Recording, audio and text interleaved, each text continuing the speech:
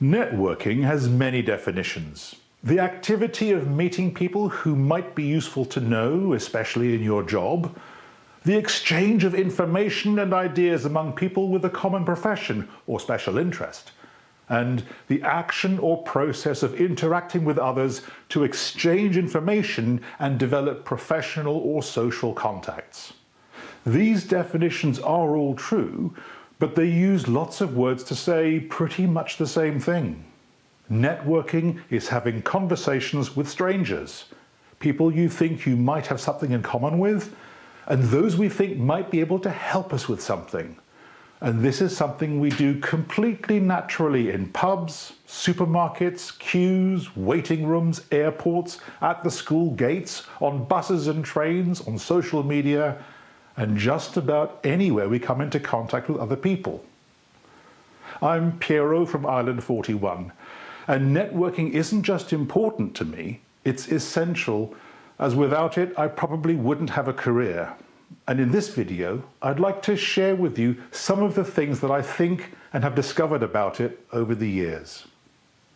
The word networking often conjures up images of large rooms filled with people wearing fake smiles, shaking hands at the same time as they look just past our ear to see if someone more interesting has just arrived, and simultaneously giving out and collecting as many business cards as they can.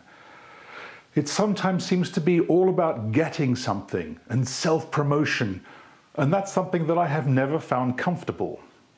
That said, I'm very comfortable talking about other people whose work impresses me, and as a freelancer, I'm lucky to have a number of colleagues with whom I have worked closely over a number of years who fit that description.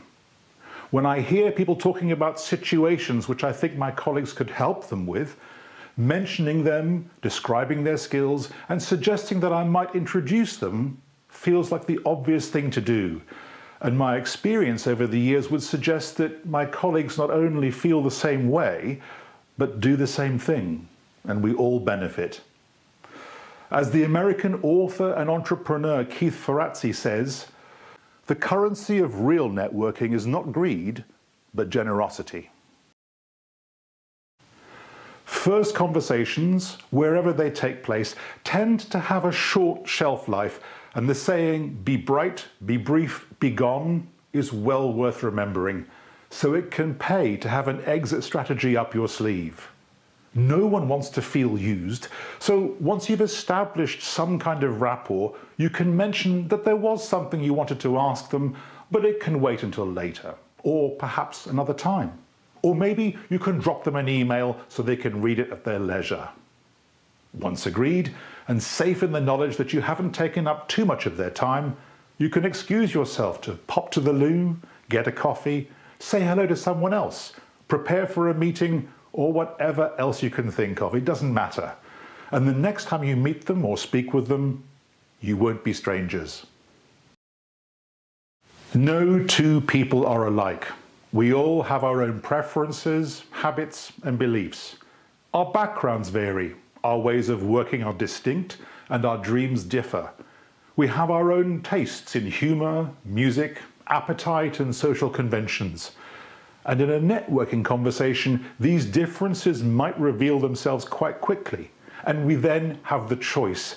If they intrigue and interest us, we can validate them even if we don't want something from them.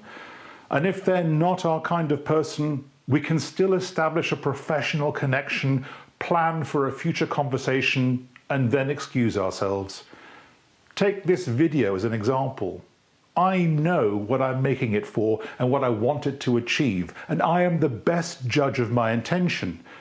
However, you're the best judge of my impact and can decide whether it seems useful, has value, and is worth continuing to watch.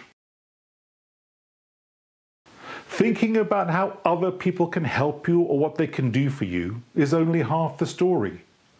What about you? What do you have to offer them?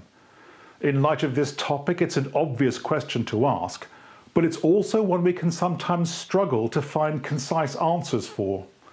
If I asked you to compile a list of things that you aren't good at or wish you could do better, the chances are you could fill a page quite quickly.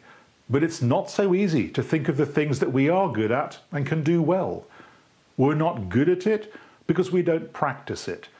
And we don't practice it because it can feel too promotional and a bit like showing off. But it's worth thinking about. So what do you have to offer? Why would someone want to connect with you? What do you know? What can you do?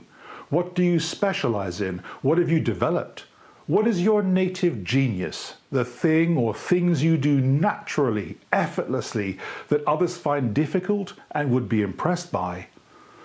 In short, just like you, everyone else is often looking for solutions from others. And sometimes they'll only know what that solution is when you tell them. Homophily, or cultural cloning, is the phenomenon that people seem drawn to form bonds with those who are similar to themselves. It could be age, gender, nationality, job function, clothing, musical tastes, or almost anything else. We seem to surround ourselves with people just like ourselves. And while this creates a sense of safety, it also creates the fertile breeding ground for echo chambers and social cliques. The less academic point of view that also explains this is that our friends are not necessarily the people we like best, they're just the ones who got there first. There's nothing wrong with either of these, but sometimes the solutions we need can be better provided by the people we don't yet know, and getting access to them is what networking is all about. So it's worth challenging ourselves to at least recognize the habit of homophily so that we can choose whether or not to play it safe or take a risk in any given circumstance. The person who brokers a connection between the groups they're already in and those they aren't by striking up new relationships is then able to convert the knowledge from one into the insights for another. And that's a powerful networking commodity. The networks that we build over the course of our lives are unpredictable and dynamic. They grow and shrink as the circumstances of our geography, job, and fortune change. New contacts will be added and some older ones will fade. All of this is to be expected.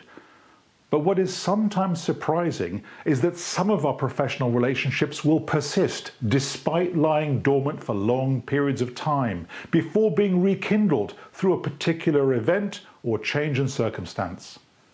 Social networking sites, LinkedIn especially, are excellent in that they allow connections to continue without regard or maintenance. And it's not uncommon to receive a message from someone you met at an event 8 or 10 years ago, whose circumstances have somehow changed and they remember you as being able to provide the solution that they now need. By all means, prune your Facebook friends, but leave old connections on LinkedIn and other sites like it alone. And it's worth bearing in mind the Keith Ferrazzi quote about generosity when it comes to social media. Of course, self-promotion is important, but those of us who take the time to contribute to other people's conversations, to share our ideas, and to create content have a greater chance of making sure that even though we may be gone, we're probably not forgotten, and we're certainly easier to remember. It's often been said that it's not what you know, it's who you know. And there may be some truth in that.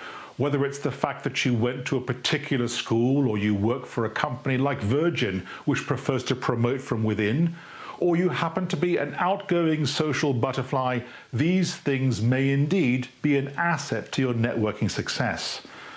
But they're also hard to control, and I prefer to focus on things that I can make choices about. So I suggest that it's less important to focus on who you know, and more important to think about how people know and experience you. And over the years, I've noticed that networking is always easier when we take our responsibilities seriously, but never ourselves. I hope this video has provided you with food for thought and offers you some ideas for how you might do things a little differently the next time you find yourself in a position to strike up a conversation with a stranger. It's good to remember that that's all it is. A conversation with a stranger with no expectation. And some of the most productive networking conversations that I've ever had have come from lurking at the back of a networking event by the drinks tables, being squashed into a rail replacement taxi from Oxford to Worcester, asking to look at the back of a book that someone opposite me on a train was reading, and being on a plane that was held for 2 hours on the tarmac in Frankfurt.